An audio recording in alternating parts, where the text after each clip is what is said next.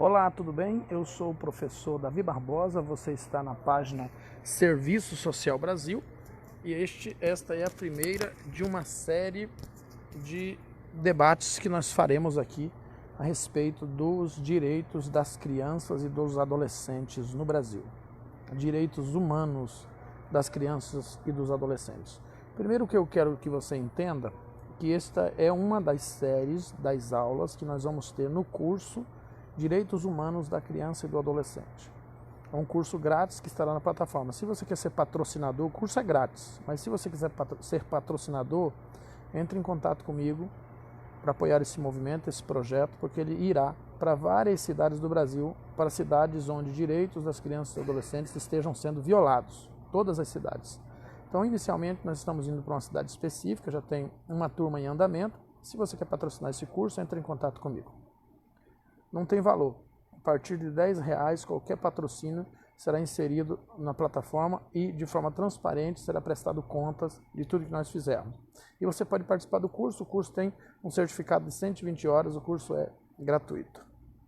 Então, o primeiro elemento que eu quero falar com vocês aqui é que eu fui menor, abandonado, fui interno da FEBEM 3 vezes e fugi as 3 vezes, porque aquilo de fato era um inferno, era um projeto de exclusão social.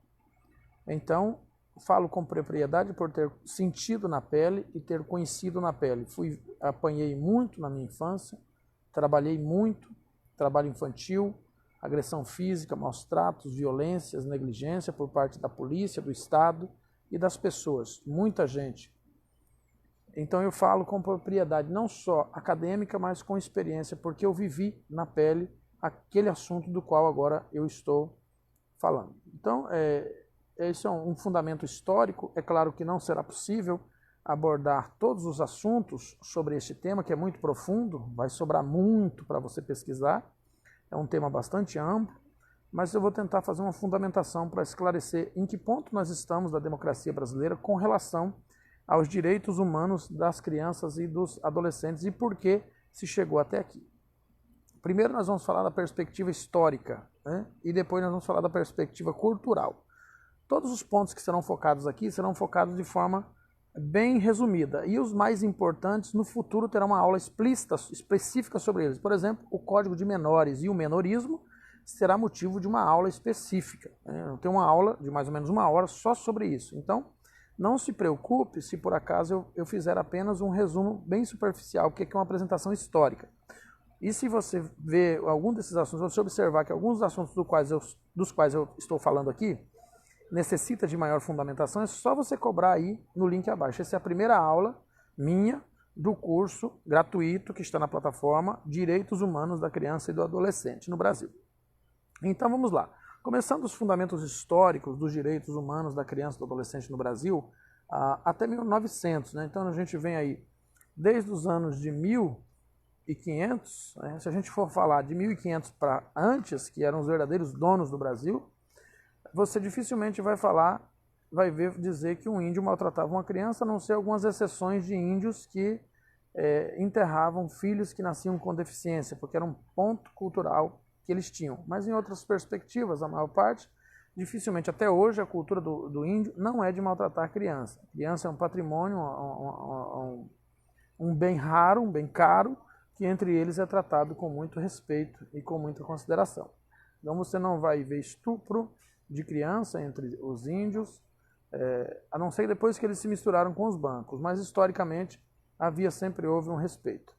Então a partir de 1900, nós temos no Brasil a instituição das chamadas Santa Casa de Misericórdia, que tinham bons aspectos, bons pontos positivos, porque naquela época era o que de melhor tinha, mas nós não temos outros registros até 1900 do desenvolvimento de políticas sociais desenhadas pelo Estado brasileiro para crianças e adolescentes. Ou seja, as populações economicamente carentes eram entregues aos cuidados da igreja. Então a igreja, através da ação social, do apostolado social, é que de certo modo cuidava dessas famílias. Então entre elas está aí a Santa Casa de Misericórdia. No Brasil foi fundada em 1543 pela capitania de São Vicente, na Vila de Santo, E então essas instituições atuavam com os doentes, quanto os órfãos e os desprovidos. Criaram um sistema chamado Roda das Santas Casas, né? Que era a Roda dos Excluídos, que era um cilindro de madeira com abertura visando a privacidade. É igual aqueles cilindros que ainda tem alguns hotéis, alguns drive-thru e alguns motéis, em que a pessoa faz o pedido e o garçom chega pelo outro lado lá, a pessoa que está servindo o alimento, bota dentro do cilindro e gira, e aí sai do outro lado, a pessoa não vê quem está do outro lado por uma questão de proteção à privacidade. Então a igreja desenvolveu essa roda dos excluídos, era tido na época como uma atitude misericordiosa. Então na Santa Casa de Misericórdia tinha a roda dos excluídos, que é aquela família que não podia dar conta da criança, colocava a criança nessa roda de madeira e girava, e a criança aparecia do lado de dentro do muro e a pessoa não precisava se identificar. Então, anonimamente, a pessoa fazia a doação para a igreja. Era muito bom para a igreja isso, né? Porque se a gente for pensar em algumas análises da igreja, historicamente, a igreja sempre tirou muito proveito dessas crianças. Na verdade, de misericórdia ali, é claro que não se pode condenar todo mundo. Algumas pessoas realmente, a gente pode pensar em vários santos. Ainda estou em São Luís, Lênin, estou aqui ainda. Estou no aeroporto de São Luís gravando essa aula para vocês, a partir do aeroporto de São Luís. Então vocês vão pensar, haviam pessoas sérias, mas a imensa maioria se aproveitava dessas crianças, maltratava, aplicava castigo físico, aplicava as torturas e os maus tratos, que era a tradição da igreja, que deveriam ser aplicados às freiras, eram aplicados na vida dessas crianças. Então, fora as exceções, a regra é que essas crianças que passavam pela roda dos excluídos sofriam muito, porque os conventos e as casas de misericórdia, onde elas eram acolhidas, eram verdadeiros quartéis de manipulação do comportamento sob todos os aspectos, de todas as formas.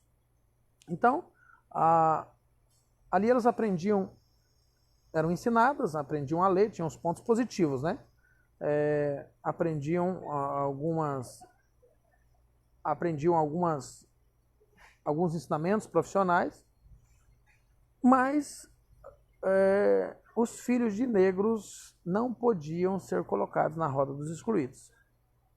Então, se fosse um filho de negro, caso fosse colocado, era proibido, né? Tinham alguns conventos, algumas rodas de excluídos que aceitavam, mas a imensa maioria, na regra, não podia. Aí nós vamos falar então de ensino, a histórico da criança, do adolescente, a educação. O ensino obrigatório foi regulamentado em 1854. No entanto, ele não se aplicava também universalmente, já que ao escravo não havia essa garantia. O acesso era negado também àqueles que padecessem de moléstias contagiosas e os que não tivessem sido vacinados. Então, o negro não tinha direito a terras, que a lei de terras, após a absolvição da escravatura, não permitia. E depois que também aconteceu a absolvição, continuou não tendo acesso. Só filho de branco tinha. Ou seja, o imigrante chegava aqui, da Europa, branquinho, a pele bonitinha, já assumia um pedaço, uma posse de uma terra para trabalhar, e o filho já tinha direito de ser colocado na escola. E o filho do negro não tinha esse direito. Então, o que nos faz pensar sobre a influência da acessibilidade, da qualidade de uma política social sobre a outra, ou como vemos aqui, de como não havia uma cobertura nem de educação, nem de saúde a todas as crianças. Apenas os filhos daqueles bem-nascidos que tinham essa cobertura. Em 1891, através do decreto 1313, estipulou-se aí que a idade para trabalhar, a idade mínima para trabalhar, era de 12 anos. Então, a partir do momento que, na interpretação de hoje, a criança deixa de ser criança e passa a ser adolescente, sob o aspecto desse entendimento, do desenvolvimento, já era permitido a exploração do trabalho infantil. Então vocês vão ver fábricas nessa época em que os contratantes preferiam as crianças, principalmente as meninas, para subcontratar ou contratar para trabalhar até 18 horas por dia, em trabalhos pesados e forçados, crianças a partir de 12 anos de idade. Isso é o histórico. Então, algumas pessoas saudosistas, antigamente não era assim. Sempre foi assim e muito pior. Nós estamos evoluindo e estamos evoluindo para o melhor. Então, se você é do tipo saudosista que não conseguiu entender essa evolução ainda, eu sinto muito por você, lamento, mas você tem que voltar para os livros, tem que voltar para a faculdade, voltar para o banco da universidade para rever os seus conceitos. Está vivendo de saudade, está vivendo de pensamentos saudosistas que não evoluem ou que não produziram evolução teórico-científica na sua vida? Repense, que nós estamos evoluindo sim. Essa rebeldia que hoje existe nos jovens é fruto dessa evolução. A própria Yamamoto diz que a rebeldia é fruto da emancipação social. Paulo Freire diz que o sonho do oprimido é ser o opressor, e por aí vai. Então a regra sempre é a mesma. Quando a pessoa tem a liberdade constituída, a tendência, ou há uma possibilidade de um grito de rebelião, a tendência é se rebelar. Então, a partir de 1900 a 1930, nós tivemos a República, né? Aí começaram, então, as lutas sociais. Inclusive, o serviço social nasce aí por causa dessas lutas sociais. Daí para trás não tem muito o que se falar de crianças e adolescentes no Brasil. Então, o início do século XX foi marcado no Brasil pelo surgimento das lutas sociais do proletariado nascente, liderado por trabalhadores urbanos, principalmente pelos portuários, né? O Comitê de Defesa Proletária foi criado durante a greve geral de 1917, né, a partir dos anos 1900. O comitê reivindicava, entre outras coisas, a proibição do trabalho de menores de 14 anos e a abolição do trabalho noturno de mulheres e de menores de 18 anos. Então, são lutas dos movimentos sociais que têm mais de 100 anos que vem acontecendo e que talvez muitas pessoas não conhecem e, por isso, ficam lutando na contramão, na defesa de argumentos e atitudes e pensamentos e ideologias que ferem diretamente a ética e os direitos humanos. Em 1923, foi criado o Juizado de Menores, tendo Melo Matos como primeiro juiz de menores da América Latina. No ano de 1927, foi promulgado o primeiro documento legal para a população menor de 18 anos, chamado Código de Menores, que é o que nós vamos depois ter uma aula bem específica sobre ele, sobre o Código de Menores. Eu quero debater aqui para vocês verem quantas barbaridades existiam aqui. Antes de seguir, eu quero dizer o seguinte, que fique bem claro, em todas as aulas eu vou repetir isso, que precisa se quebrar o senso comum, o mito. Eu devia ter dito isso no início da aula, nas próximas eu vou dizer no início da aula, em todas as aulas, porque é esse o princípio que precisa se quebrar no Brasil. Você precisa entender e reproduzir, conceber essa ideia, absorver essa ideia. Entenda, criança é sujeito social de direitos, é um sujeito social de direitos. Portanto, para que a criança seja reconhecida, aceita como sujeito social de direitos, ela não pode ser propriedade de ninguém, objeto, propriedade pertencente a alguém. Ou ela é sujeito de direitos ou ela é um objeto. As duas coisas não dá para ser.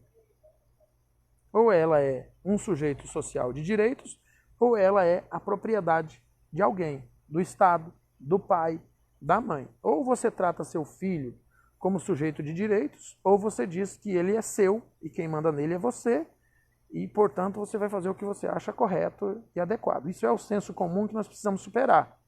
Esse é o entendimento que não enquadra dentro da ciência como respeito à autonomia, à integridade física, emocional, psicológica, espiritual, todas as integridades do sujeito, ser social, que é a criança e o adolescente. Eu vi ontem um vídeo muito sério sobre os direitos do bebê. Eu achei tão fantástico, de uma professora da USP, sobre os direitos do bebê. Infelizmente, no Brasil ainda se nutre a ideia de que a criança é um objeto, uma propriedade, um patrimônio que pertence ao pai e o pai pode fazer dele o que quiser. Este é o primeiro princípio que precisa ser superado no entendimento, na evolução dessa política de proteção a crianças e adolescentes. Ou seja, enquanto a criança ou o adolescente for tratado como objeto, como propriedade, ela não terá o seu direito de proteção social garantido. Enquanto você, que está me assistindo, tratar o seu filho como objeto, como propriedade, ela não gozará do direito à proteção integral. Isso é muito sério e esse é o principal ponto que a gente precisa trabalhar dentro da ciência. ok? Vínculo familiar e afetivo não tem nada a ver com relação de propriedade, de abuso de autoridade, de disputa pelas relações de poder. Nós vamos falar muito sobre isso em todas as aulas. Então, se você vai fazer esse curso, já venha sabendo, venha pronto para desconstruir senso comum. Aqui comigo é assim, Café Crítico, as aulas de quem tem participado comigo é esse, é para desconstrução de senso comum. Não se assuste, não se choque, apenas evolua, abra-se, tente evoluir. É muito difícil evoluir. E a evolução não é para todo mundo. Tem gente que nasceu quadrado e vai morrer quadrado. Ou nasceu redondo e vai morrer redondo. Ou nasceu comprido, não muda. Que a questão aqui não é se você é quadrado para não rolar ou se é redondo para rolar. A questão é se você pode mudar. Se você pode evoluir, se você é evolutivo ou involutivo. Se você é do tipo que não evolui, que não cresce, que não melhora. Se nada te muda, nada te transforma. Você é um ser estático, uma pedra. Nada muda. A ciência não te muda, a religião não te muda, Deus não te muda, o evangelho não te muda, os professores não te mudam, o Estado não te muda, nada te muda. Você nasceu assim e vai morrer assim, a Gabriela, né? Então você tem que repensar isso, porque para evoluir tem que ter mudança. Não tem como evoluir enquanto pessoa sem mudança. Então nós vamos estudar o Código de Menores, que mudou, né? Ainda bem que mudou. Ainda bem que se transformou. Então o Código de Menores era endereçado não a todas as crianças, mas apenas aquelas tidas como estando em situação irregular, os chamados delinquentes. O Código já definia em seu primeiro artigo a quem a lei se aplicava. O menor de um ou outro sexo, abandonado ou delinquente que tiver menos de 18 anos de idade, será submetido pela autoridade competente às medidas de assistência, proteção contidas neste Código. Na verdade, não tinha nenhuma. Só tinha coerção, punição, proteção não tinha. Esse é o Código de Menores, que é o decreto número 17943-A, de 12 de outubro de 1927. Então, o Código de Menores visava estabelecer diretrizes claras para o trato da infância e juventude excluídas, regulamentando questões como trabalho infantil, tutela e, naquele tempo, pátrio poder, hoje conhecido como poder familiar, para superar o patriarcalismo e o machismo dentro da família, já que 58,5% das famílias brasileiras são mantidas, sustentadas e garantidas pelas mulheres, muito mais do que a metade, quase 2/3, está pertinho, daqui a pouco chega a 2/3. Então o Código de Menores revestia a figura do juiz de grande poder, sendo que o destino de muitas crianças e adolescentes ficava à mercê do julgamento e da ética do juiz, que não havia políticas sociais para eles, apenas a teoria fria da aplicação da letra da lei e do direito de uma sociedade dominada pelo conhecimento da classe dominante, pela ideologia dos ricos sobre os pobres. As coisas começam a mudar a partir de 1900, lentamente, gradativamente. Já de 1930 a 1945, começam então a aparecer os programas assistencialistas. Não são programas de assistência social, são programas assistencialistas. A Revolução de 30, então, representou a derrubada das grandes oligarquias rurais do poder político, né? Grandes oligarquias foi um pleonasmo terrível, né? Mas o desenvolvimento de um projeto político para o país era a visão dos estudiosos, dos movimentos sociais, ausentes nesse momento, por não haver um grupo social legítimo que pudesse idealizar e realizar. Então havia um movimento, havia uma ideia, uma vontade, mas não tinha quem pudesse realizar, já que o poder político não estava interessado. Então isso acabou por permitir o surgimento de um Estado autoritário, com as características corporativas que faziam das políticas sociais um instrumento de incorporação das populações trabalhadoras urbanas ao projeto nacional do período. Então, o serviço social foi inserido aí, não como um viabilizador de direitos, mas como um fiscal da pobreza, como um remédio para curar a exclusão social. Ajustar o indivíduo excluído. O indivíduo era culpado pela sua exclusão, ele era doente, ele tinha um defeito na personalidade. Então, o positivismo funcionalista, ele não funcionava porque era preguiçoso, porque era vagabundo, porque não tinha interesse de mudar, não merecia mudar, não queria mudar. Então, Mary Richmond, influenciado por essa ideologia desse tempo, escreveu um livro chamado Estudo de Caso, nessa época, um pouco antes disso, mas veio se complementando nessa época. Era assim que se entendia. Surge o serviço social, cumprindo o mesmo papel do apostolado da igreja, e ainda assim, então, a criança desajustada, de uma família desestruturada e desajustada, que era essa linguagem que não se utiliza mais, mas é que é a linguagem que se utilizava naquele tempo. Precisava de um diagnóstico social para que se encontrasse uma possibilidade de incluir e ajustar esse sujeito, engrenar ele, curar ele, né, na sociedade que era a sociedade boa, a sociedade perfeita, onde o escravo tinha a obrigação, né, o proletário de ser proletário, o direito divino de ser proletário, e o rico tinha o direito divino de explorar o proletário. Não é o pensamento de alguns até hoje, né? Principalmente a classe patronal, né? Então, o Estado Novo, como ficou conhecido, esse período vigorou de 1937 a 1945, sendo marcado no campo social para a instalação do aparelho executor de políticas sociais no país. Dentre elas, destaca-se a legislação trabalhista e a obrigatoriedade do ensino, a cobertura previdenciária, né, com a Lei Eloy Chaves, associada à inserção profissional, que foi também alvo de críticas por seu caráter não universal, configurando uma espécie de cidadania regulada, parecendo a cidadania dos gregos, né? Você é preto, não é cidadão. Você é escravo, não é cidadão. Você é branquinho, veio da Europa, chegou, tem pouco tempo aqui, mas você é cidadão. Escravo que está aqui já tem 400 anos, não. Esse não pode, é negro, não pode ser cidadão. Foi ele que desmatou o Brasil, que construiu as capitais, que construiu estradas de ferro, estradas, enfim. Foi ele que fez o Brasil, mas ele não pode ser cidadão. Agora, o branquinho gringo que chegou lá da Europa, acabou de chegar aqui, pisou aqui tem pouco tempo, já tem terras, já enriqueceu, esse é cidadão. Era assim que era lá na Grécia, né? O sujeito vinha de fora, o negro estava morando lá dentro da Grécia, nasceu, cresceu lá, aí o de fora chegava, já entrava até para o Senado. Mas o negro não podia.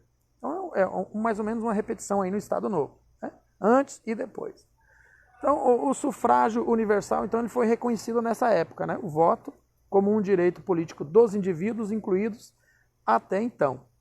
E até então as mulheres começaram a ser incluídas. Só falando aqui das mulheres, aproveitando para contextualizar, até 1915, arrastando-se até 1935, as mulheres eram consideradas como incapazes, assim como as crianças. Portanto, se você é incapaz, você precisa de uma outra pessoa, administre a sua vida, os seus bens, decida por você. Então ela não podia administrar bens, não podia possuir posses, não podia ter posses, né? Possuir posses. Não podia se apossar de nada, tudo pertencia ao marido. Então, se o marido achasse uma amante ou resolvesse que não queria mais a mulher, mandava ela para o manicômio. Leia aí o livro de Daniel Arbex, você vai saber muito sobre isso, vai conhecer muito sobre isso. Então mandava para lá, pronto, livrou-se da mulher, já que ela era uma propriedade do homem, era incapaz, era um objeto, assim como se trata as crianças até hoje. Hoje, na mente de muitos, inclusive de vocês que estão assistindo, talvez não de todos, né? Graças a Deus que tem as exceções, ainda bem que a ciência evolui as pessoas. Mas na visão da maioria aí, a criança é objeto, é propriedade. Me pertence, eu faço o que quiser. Se eu quiser bater, eu bato. Eu educo o filho do jeito que eu quiser.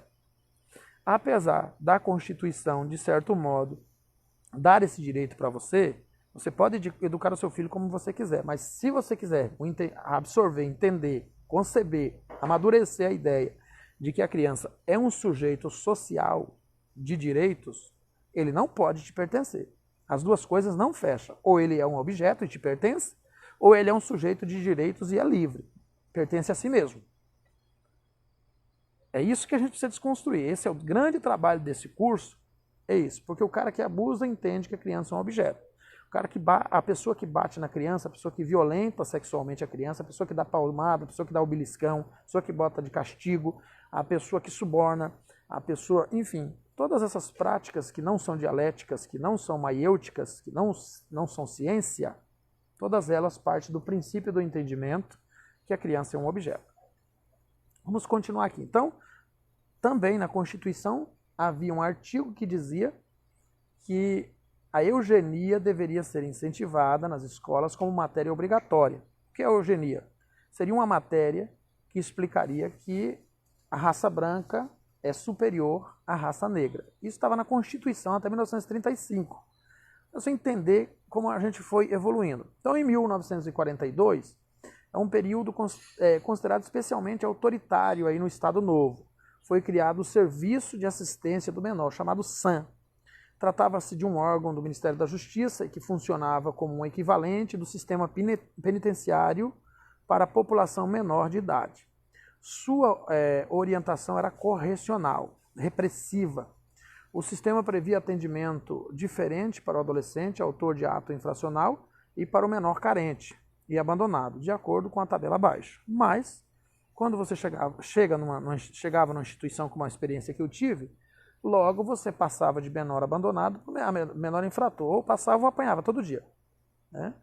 Primeiro dia que eu cheguei, eu recebi um copo de café quente nos peitos, que arrancou o couro do peito, do pescoço de um, que já era sem motivo, só porque eu olhei para ele e ia perguntar alguma coisa. Então era assim que funcionava, era verdadeiramente um inferno. Né? Então, além da SAM, algumas entidades federais de atenção à criança e ao adolescente ligados à figura da primeira-dama foram criadas em alguns municípios onde os casos eram mais abundantes, vamos assim dizer. Alguns desses programas visavam o campo do trabalho, sendo todos eles atravessados pela política assistencialista. Então, criava-se uma instituição, colocava o menor lá e muitas vezes essa instituição era supostamente financiada por um latifundiário e aí um grupo de crianças era levado para a fazenda desse latifundiário para trabalhar lá. Então a criança, em alguns casos essas instituições tinham escolas para incluir a criança, mas na maioria dos casos não tinha. Elas só eram utilizadas como mão de obra. Então eles pegavam as crianças do município todo, levavam para um lugar mais retirado e diziam, vamos educar essas crianças por meio do corretivo. Faziam grandes plantações, ou de laranja, ou de banana, ou de café, enfim. E aí colocavam 300, 400 crianças lá, 100, 200, para trabalhar nesses latifúndios. Inclusive eu já postei fotos disso aqui na página. Tudo isso é muito acobertado. É acobertado como é acobertado a Princesa Isabel, como é acobertado o pedófilo do Tiradentes. O MEC não mostra. São verdades escondidas no Brasil. O genocídio de Minas para defender o Tiradentes são verdades que talvez nunca apareçam, porque envergonharia o país. Verdades que um dia a história vai trazer à tona e eu acredito que a evolução das relações sociais permitirá que elas façam parte da história ensinada nas escolas. Não sei se isso vai acontecer um dia, porque a classe dominante tem vergonha disso, ela não quer, porque isso traria muita vergonha para eles. Se você souber aí que toda fazenda de 100 hectares, se fizer uma análise histórica dela, aí tem sangue inocente para ser construído. Então você vai percebendo, como já falei aqui, que o negro estava aqui há 400 anos, foi criada uma lei para que ele não tivesse terras. O branquinho chegava aqui da Europa, pisava no chão, já tinha um inspetor esperando ele com um papel para dizer, você quer ir para onde para mim te dar um pedaço de terra? E já assentava ele num pedaço de terra. Então aí nasce nesse período aí também a Legião Brasileira de Assistência, né? Uma agência nacional da assistência social criada pela dona Darcy Vargas, né? A esposa, ainda assistencialista, né? Mas já era um princípio, a esposa do Getúlio Vargas, intitulada originalmente de Legião de Caridade Darcy Vargas.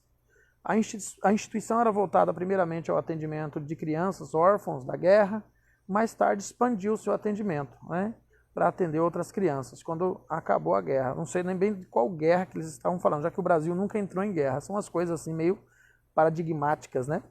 Então, aí teve a Casa do Pequeno Jornaleiro, o programa de apoio a jovens de baixa renda, baseado no trabalho informal e no apoio assistencial e socioeducativo. Vai evoluindo.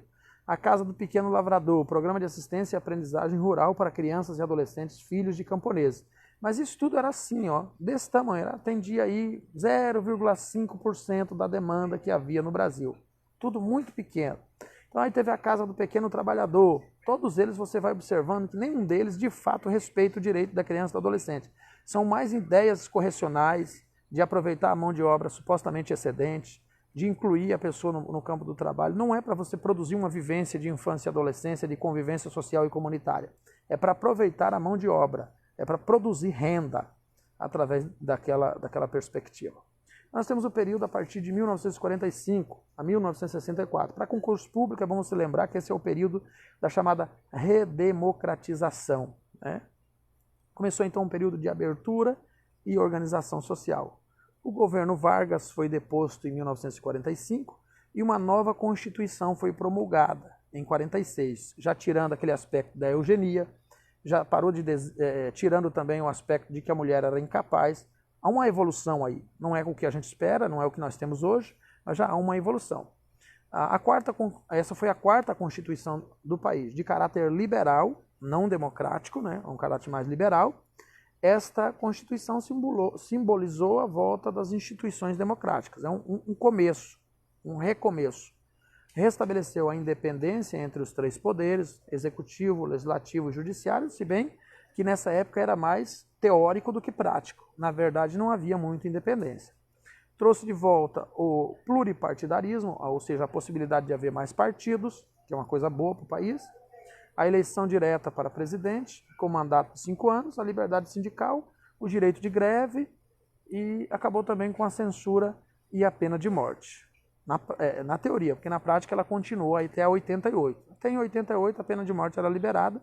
Os militares mataram 8.500 índios na construção da Transamazônica. Você também não vai ver isso na escola, né? Não, a história podre do Brasil não pode ir para o MEC. Então, em 1950, foi instalado o primeiro escritório do Unicef no Brasil, em João Pessoa, na Paraíba. O primeiro projeto realizado no Brasil destinou-se às iniciativas de proteção à saúde da criança e da gestante, em alguns estados do Nordeste do país. Lugar para onde os negros foram mandados, já que eles não podiam ficar com as terras férteis de Santa Catarina, do Rio Grande do Sul, do Paraná, do Mato Grosso, de Goiás, de Minas Gerais. Empurravam tudo para cá. Faziam as grandes caravanas e empurravam. Ou ia para o Quilombo, ou vinha para o sertão nordestino, né? Histórico. Então, do ponto de vista da organização popular, o período de 45 a 64 foi marcado pela coexistência de duas tendências. O aprofundamento das conquistas sociais em relação à população de baixa renda e o controle da mobilização e organização que começa a surgir paulatinamente nas comunidades. Ou seja, as comunidades, até por meio, a isso se deve também um pouco ao serviço social, por meio do caso daquela perspectiva de grupo e comunidade, né? Fortalecimento das comunidades, que começou de uma forma equivocada teoricamente, mas com o passar do tempo ela foi evoluindo. Então o SAM passa a ser considerado perante a opinião pública, o SAM, né, repressivo, desumanizante e conhecido como Universidade do Crime. E continua depois com a FEBEM, não mudou não. Então o início da década de 60 foi marcado por uma sociedade civil mais bem organizada, um cenário internacional polarizado pela Guerra Fria contra a Venezuela, que já vinha desde 1999. A partir do momento que a Venezuela descobriu o petróleo, ela entrou na Guerra Fria. Agora a Bolívia descobriu o gás, entrou na Guerra Fria. O Brasil descobriu o pré-sal, também foi para a Guerra Fria. Aí começa a crise, porque os países ricos querem a riqueza daquele país. Então bota ele na Guerra Fria, que é para ele empobrecer para poder comprar aquela matéria-prima barata, né? Então, o início da década de 60 foi marcado por uma sociedade civil mais bem organizada, né? Então aí nós chegamos em 64 a 79, tivemos aí o regime militar. O golpe militar de 64 posicionou o Brasil frente ao panorama internacional de Guerra Fria. Em linha com os países capitalistas, comprou os armamentos velhos de guerra para começar a dívida externa, que já vinha da coroa um pouco, mas era pouco. Aí comprou tudo que é quinquilharia da Rússia, do Japão, dos Estados Unidos. O Brasil nunca entrou em guerra, mas comprou o ferro velho de guerra deles para que eles pudessem comprar armamento novo, fabricar armamento novo. Iniciando então, exponencializando, potencializando o que se transformou mais tarde na dívida externa e na dívida interna. Então, em 1967, houve a elaboração de uma nova Constituição que estabeleceu diferentes diretrizes para a vida civil. A presença autoritária do Estado tornou-se uma realidade, a restrição à liberdade de opinião, à expressão, recuos nos campos de direitos sociais, a instituição dos atos institucionais que permitiram punições, exclusões e marginalizações, no caso políticas. Então, eram algumas medidas desta nova ordem trazida pelo golpe como forma de conferir normalidade a esta prática de exceção, que foi promulgada em 67, a nova Constituição brasileira. Então, para a classe dominante foi muito bom, porque eu tenho os movimentos sociais que estão exigindo direito, à esquerda. É por isso que você vai ver muito rico defendendo a ditadura, porque para eles foi ótimo. Eu silencio quem sofre, eu silencio quem passa fome, eu silencio quem não tem emprego, eu silencio por meio do braço do Estado, por meio dos milicos, quem está excluído socialmente, pronto. Só quem tem vez de falar é quem detém o capital, quem tem o poder, os direitinhos da sociedade, é claro. E quem está incluído não tem motivo nenhum para protestar. Estou incluído, eu tenho acesso ao capital, eu detenho os meios de produção, os meios de acumulação capitalista, não tenho motivo nenhum para protestar. Está tudo beleza, bacana, perfeito para mim. Eu tenho terras, porque eu herdei terras lá dos meus pais, né, que receberam de graça do Estado. Agora eu posso ser contra o MST. Né? Meu pai, imigrante, quando chegou aqui, ganhou terra de graça, mas o MST não pode ganhar. Meu pai, imigrante, quando chegou aqui, não tinha feito um palmo de estrada aqui. Andou pela estrada que o negro fez e se apossou da terra. E agora eu sou contra o MST. Então tá tudo beleza, né? Não precisa de história, só precisa de senso comum e farinha pouca, meu pilão primeiro. Então nós estamos aí nessas perspectivas de 67. Né? Criou-se aí o sistema de... Foi muito bom para a classe dominante, mas não se pensa aí na criança. Então o período dos governos militares foi pautado para a área da infância por dois documentos significativos, indicadores da visão vigente naquele momento. A lei que criou a Fundação Nacional do Bem-Estar do Menor, a Lei 4.513 de 1/12 de 64, e o Código de Menores de 79, a Lei 6697. E esses dois itens eu quero que vocês me cobrem depois, porque eu quero gravar uma aula sobre os dois, né? A Fundação Nacional do Bem-Estar do Menor e o Código de Menores de 79. Eu quero depois, a gente vai aprofundar, que ele é muito longo, não dá para debater agora. Aí nós tivemos então a Fundação Nacional do Bem-Estar do Menor, tinha como objetivo formular a implantação e plantar a Política Nacional do Bem-Estar do Menor, herdando do SAM, prédio e pessoal. Então só seria mais do mesmo, vem toda a estrutura junto e com isso toda a sua cultura organizacional, não mudou absolutamente nada. Aí a FUNABEM, então, a FUNABEM, que depois passou a ser FEBEM, propunha ser a grande instituição de assistência à infância, cuja linha de ação tinha na internação tanto dos abandonados e carentes como dos infratores seu principal foco, internação. O Código de Menores de 79 constituiu-se em uma revisão do Código de Menores de 27, não rompendo com a linha principal de arbitrariedade, assistencialismo e repressão junto à população infanto-juvenil. Essa lei introduziu o conceito de menor em situação irregular, que já é um avanço, que reunia o conjunto de meninos e meninas que estavam dentro do que alguns autores denominam infância em perigo e a infância perigosa. Essa população era colocada como objeto potencial da administração da justiça de menores e é interessante o termo autoridade judiciária, que aparece no Código de Menores de 1979 e na Lei da Fundação de Bem-Estar do Menor, respectivamente 75 e 81.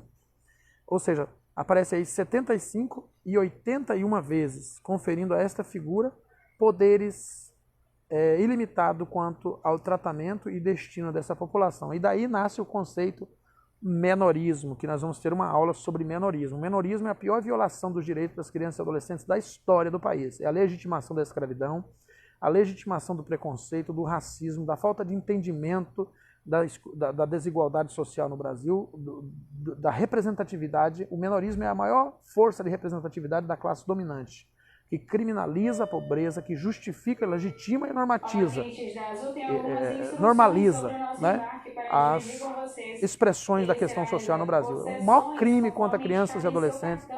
Então o termo menor é um crime quando utilizado, mas ainda é comum entre os assistentes sociais do Brasil, entre pais, professores, profissionais, no Brasil todo. Infelizmente, o termo menor é um crime. Não utilize o termo menor. Ou a criança é um sujeito social de direito e o adolescente, ou ele é um menor. ou ele é um objeto, ou ele é uma propriedade. Não dá para ser todas as coisas, ou é um ou é o outro.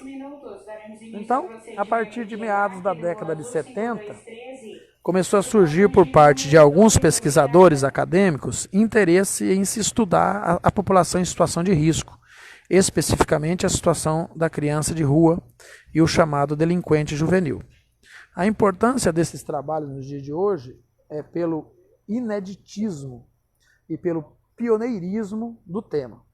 Essa problemática da infância e da adolescência, quando foi trazida para dentro dos muros da universidade, em pleno regime de ditadura militar, apresentou-se como uma forma de colocar em discussões políticas públicas e direitos humanos, uma espécie de rebeldia, né, uma rebelião por parte das academias e dos movimentos sociais. Que as academias elas sempre respondem o grito dos direitos sociais. Os acadêmicos e os cientistas, eles respondem muito mais o direito social e o grito dos excluídos do que os políticos. Os políticos são os últimos a responderem, são os incompetentes, ilegítimos, incapazes. Vergonhosamente, eles só respondem quando não tem mais jeito. Mas os acadêmicos sempre estão buscando. Então, parabéns aos acadêmicos universitários, às pessoas que estudam. Parabéns, porque é por vocês e é de vocês a esperança dos movimentos sociais. Parabéns para vocês. Então, destacam-se aí os seguintes trabalhos que se tornaram referência bibliográfica. Depois você pode estudar, né? Alguns trabalhos. A criança e o adolescente, a cidade. Pesquisa realizada pelo SEBRAP, São Paulo, 1974. O outro. Menino de rua, expectativas e valores de menores marginalizados em São Paulo. Pesquisa realizada pela queridíssima Rosa Maria Fischer, em 1979. Eu vou botar todas essas anotações que eu fiz aqui, eu vou botar num artigo para ficar lá no curso, viu? Eu vou deixar disponível para vocês lá depois, para vocês poderem fazer a pesquisa de vocês. Aí vem, condições de reintegração psicossocial do delinquente juvenil, né? Infelizmente, o cientista nessa época não tinha evoluído ainda, mas ele já fez a sua contribuição. Hoje eu tenho certeza que essa pessoa não diria mais isso, né? Que foi o Hollaender, né? Condições de reintegração psicossocial do delinquente juvenil. Estudo de caso na Grande São Paulo. Tese de mestrado de Virginia P. Hollaender, pela PUC, São Paulo, em 79. São trabalhos que ainda trazem uma linguagem daquela época, que já não seria utilizado hoje, mas que são fantásticos. Aí vem o dilema do docente malandro. Tese de mestrado defendida por Maria Lúcia Violante, em 1981, publicado posteriormente pela editora Cortez. Acho que a Cortez ainda tem esse livro, deve ter, de vez em quando, lançar esse livro. Não sei se tem revisado, mas são importantes literaturas para quem quer escrever a respeito desse tema. A partir de 1980, já perto da criação deixa eu ver meu horário aqui, viu, gente? Da Constituição Cidadã, a década de 80 permitiu que a abertura democrática se tornasse uma realidade. Isso se materializou com a promulgação em 1988 dessa Constituição, considerada a Constituição Cidadã. Para os movimentos, pena que ela já passou por 66 emendas que não deveriam ter acontecido, né? A organização dos grupos em torno do tema da infância era basicamente de dois tipos: os menoristas e os estatutistas, né? Os primeiros defendiam a manutenção do Código de Menores, que se propunha a regulamentar a situação das crianças e adolescentes que estivessem em situação irregular. Doutrina da situação irregular. Já os estatutistas defendiam uma grande mudança no Código, instituindo novos e amplos direitos às crianças e aos adolescentes, que passariam a ser sujeitos de direitos e a contar com uma política de proteção integral. Olha, aí já é melhor.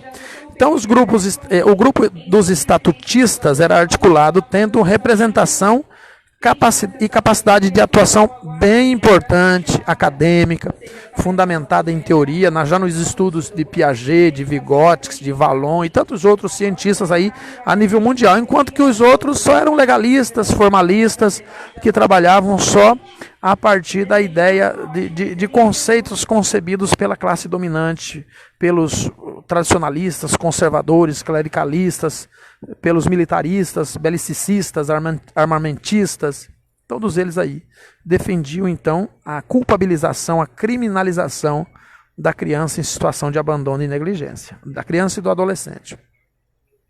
Então aí tem Antônio Carlos Gomes da Costa, relata algumas das estratégias utilizadas por esse grupo para a incorporação da nova visão à nova Constituição.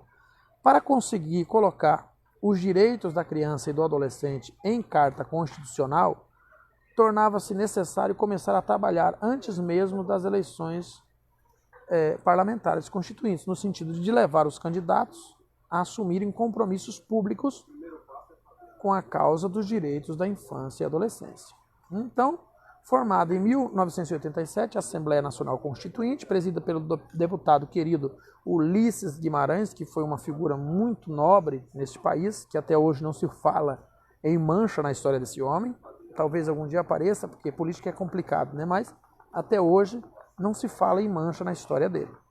Era composta por 559 congressistas e durou 18 meses. Em 5 de outubro de 1988, foi então promulgada a Constituição Brasileira, que, marcada por avanços na área social, introduz um novo modelo de gestão de políticas sociais, que conta com a participação ativa das comunidades através dos conselhos deliberativos e consultivos. Esse aí que o Bolsonaro tirou. Começou lá em 88 e agora chegou na mão do bunda suja aí, do boca de esgoto, e ele tirou, infelizmente. Então, na Assembleia Constituinte, organizou-se um grupo de trabalho comprometido com o tema da criança e do adolescente, cujo resultado concretizou-se no artigo 227, que eu já postei lá no curso e no grupo, que introduz conteúdo e enfoque próprio da doutrina de proteção integral da Organização das Nações Unidas. Depois nós vamos ter uma aula sobre direitos humanos da ONU, uma aula específica também, que é muito lindo, né?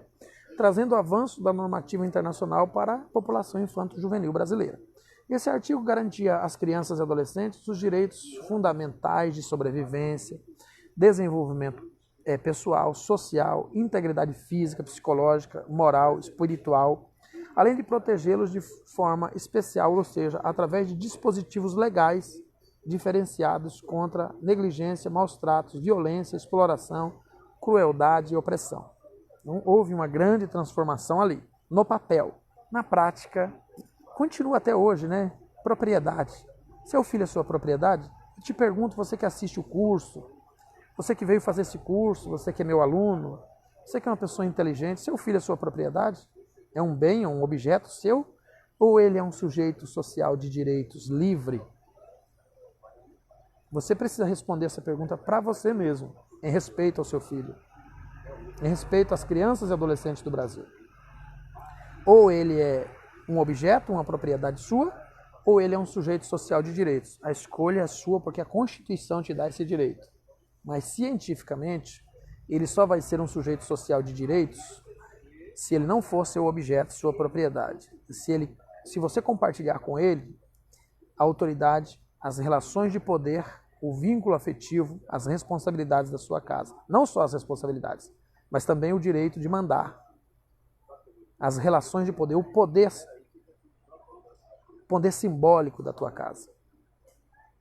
Então, na Assembleia Constituinte, organizou-se um grupo de trabalho comprometido com o tema da criança e do adolescente, cujo resultado se concretizou no artigo 237, né? Então, estava lançado, portanto, as bases do Estatuto da Criança e do Adolescente no artigo 227, artigo 227. É interessante notar que a comissão da redação do ECA teve representação de 3 grupos expressivos. A formulação do ECA, a primeira versão. Os do movimento da sociedade civil, os dos juristas, principalmente ligados ao Ministério Público, e os técnicos de órgãos governamentais, notadamente funcionários da própria FEBEM. Então vamos continuando aí. Muitas das entidades vindas dos movimentos da sociedade civil surgiram em meados da década de 80 e tiveram uma participação fundamental na construção deste arcabouço legal que temos hoje. Como exemplos, destaca-se o Movimento Nacional dos Meninos e Meninas de Rua, a MNMMR, que surgiu em 1985. Destaca-se o Movimento Nacional dos Meninos, né? Surgiu em São Bernardo do Campo, um importante centro sindical do país, e a Pastoral da Criança, criada em 1983 com o nome CNBB, a Conferência Nacional dos Bispos do Brasil, envolvendo a forte militância proveniente dos movimentos sociais da Igreja Católica. Chegamos na década de 1990, a promulgação do ECA, Lei 8.069 de 1990, ocorreu em 13 de julho de 1990, consolidando uma grande conquista da sociedade brasileira. A produção de um documento de direitos humanos que contempla o que há de mais avançado na normativa internacional em respeito aos direitos da população infanto-juvenil. Este novo documento altera significativamente a possibilidade de uma intervenção arbitrária do Estado na vida de crianças e jovens. Como exemplo disto, pode-se citar a restrição que o ECA impõe à medida de internação, aplicando-se como último recurso, restrito aos casos de cometimento de ato infracional. Desde então a promulgação do ECA, um grande esforço para sua implementação tem sido feito nos âmbitos governamentais e não governamental. A crescente participação do terceiro setor nas políticas sociais, fato que ocorre com evidência a partir de 1990, é particularmente forte na área da infância e da juventude. A constituição dos Conselhos de Direitos, né, a CONANDA, o CMDCA, que praticamente agora está extinto, né, graças ao Bunda Suja, uma das diretrizes das políticas de atendimento apregoada na lei determina que a formulação de políticas para influenciar a juventude deve vir de um grupo formado paritariamente por membros representantes de organização e da sociedade civil e membros representantes das instituições governamentais. Então, essa participação popular é fundamental na proteção do direito da criança e do adolescente, principalmente dos pais. Então, a partir da implementação integral do ECA, isso é um grande desafio ainda para todos aqueles envolvidos e comprometidos com a garantia dos direitos da população infanto-juvenil. Eu recomendo que vocês leiam o artigo Desafio da Implementação do Estatuto da Criança e do Adolescente, de Antônio Carlos Gomes da Costa, né? Ele faz uma denominação do salto triplo a 3 pulos necessários à efetiva implementação das leis, que são eles, eu anotei aqui. Mudanças no panorama legal, os municípios e estados precisam se adaptar à nova realidade legal. Muitos deles ainda não contam em suas leis municipais com os conselhos e fundos para a infância, que é um ponto que a gente vai tratar depois. Ordenamento e reordenamento institucional, colocar em prática as novas institucionalidades trazidas pelo ECA, conselhos de direitos, conselhos tutelares, fundos, instituições que executam as medidas socioeducativas e articulação nas redes locais de integração, de proteção integral, porque muitos municípios ainda não têm essas instituições, muitos mesmo. Melhoria nas formas de atenção direta, né? Então é preciso aqui mudar a maneira de ver, entender e agir. Não basta ter uma lei, tem que mudar a cultura institucional, a cultura pessoal. Tem que mudar os fundamentos dessa cultura. Não basta você pensar uma lei. A mudança, ela tem que partir da ciência, dos movimentos sociais, mas principalmente da sociedade. Se a sociedade não muda, fica difícil você pensar uma sociedade que continua defendendo preceitos arcaicos e antigos que não tem mais relação. Eu parei um pouquinho de falar aqui que eu preciso conferir o meu horário aqui, viu, gente? Não tem mais início do embarque, muito bem, ainda tenho tempo ainda.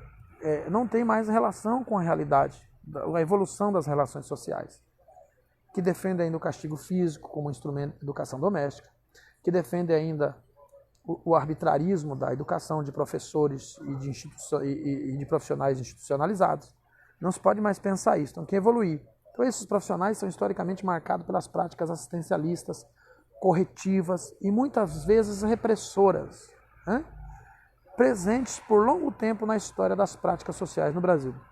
Muitos municípios ainda estão com esse aparato arcaico de que professores, de que profissionais de instituições não democráticas, não científicas, não competentes, se utilizam das práticas corretivas, do amordaçamento, dos maus tratos, da violência simbólica, psicológica, física contra crianças e adolescentes para contê-las. Não dispondo de capacidade técnica, não dispondo de inteligência, não dispondo de qualificação, de competência, se utiliza as velhas práticas. Tenho denúncias de várias escolas do Brasil, de vários municípios do Brasil que ainda fazem isso. É por isso que esse curso nasceu, para atender esses municípios, para confrontar diretamente essas instituições do poder público. E eu quero que você seja meu parceiro nessa luta, nessa batalha. Você é pai, você é mãe, você é professor, você é assistente social, você é contra esse tipo de prática arcaica, corretiva, assistencialista, abusiva. Some comigo para que nós possamos pôr fim à objetificação, né? Então há um longo caminho ainda a ser percorrido, até que nós atinjamos, alcancemos uma plena garantia de direitos da criança e do adolescente, com instituições sólidas, mecanismo operante. E a última agora, né, do Estado, que não é tão última assim, mas que tem sido utilizada muito, dentro da questão do corretivo, né? Das práticas coercitivas e corretivas, vem o familismo, que agora até cientistas estão utilizando o familismo para culpabilizar a família pelos problemas. Responsabilizar. Não é que não tenha responsabilidade. Tem, a gente sabe disso. Mas responsabilizar unicamente as famílias pelo problema do ato infracional, pelo problema das crianças em conflitos com a lei, das crianças em situação de exclusão social que acabam sofrendo as nuances, as refrações, os reflexos das expressões da questão social. Então, aliado à prática corretiva, aliado ao assistencialismo, agora tem o familismo, que também será matéria de uma nova aula. Então está aí, menorismo, tudo isso aí vai ser matéria de estudo para nós aqui, dentro do curso dos Direitos Humanos das Crianças e Adolescentes do Brasil. Convido você a divulgar esse curso, a participar. Essa é a primeira aula, ok? Agora está lançado o curso. Muito obrigado você que me assistiu. Vou me preparar aqui para pegar meu voo. Vou daqui para, acho que para Viracopos, se eu não me engano. Deixa eu ver aqui, para Recife. Eu nem sei para onde eu estou indo, meu Deus do céu. Eu estou indo para Recife e de Recife para Salvador. Final de semana que vem eu vou estar em Parauapebas, ministrando o curso de perito judicial, né? E no outro final de semana, se eu não me engano, é Manaus. E por aí vai. Muito obrigado você que me acompanha, que me assiste. Não me tenha por inimigo, por ser afrontoso, por ser um rebelde revolucionário, por não nadar a favor da corrente. Me tenha como seu amigo, porque é isso que eu quero ser. Muito obrigado e até a próxima, até breve.